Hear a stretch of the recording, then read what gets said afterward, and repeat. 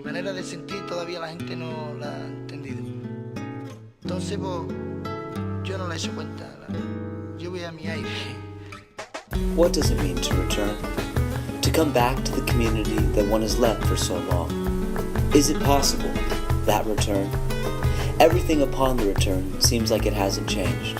One's home, one's family, one's friends. Nothing has changed. Everything smells the same, tastes the same, and feels the same. As the sameness continues and the return settles in, the distance from the experience separated by days and months, the reality becomes apparent to even the returnee herself, that in the end, it is only her that has changed. This first installation of my 3-part project concerning the return of UCSC students to our university and the U.S. after a year abroad focuses on my girlfriend, Melissa Karakash. After traveling to over 10 countries during her 14th month stay outside the U.S., Melissa has returned to her 4th year here at UCSD. She has found it difficult to return to the university that she has dedicated her first 2 years to.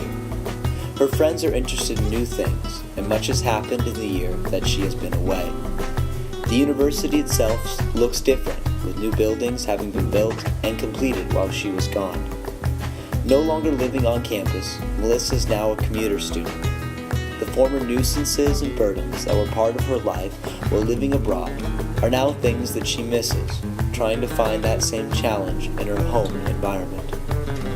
She no longer has to struggle to understand the Spanish language instruction of her classes last year, as the classes here are taught in her native tongue.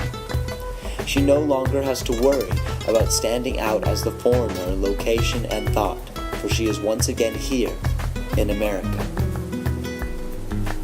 What does it mean to return? To come back to the privilege that we as American college students are so blessed to have.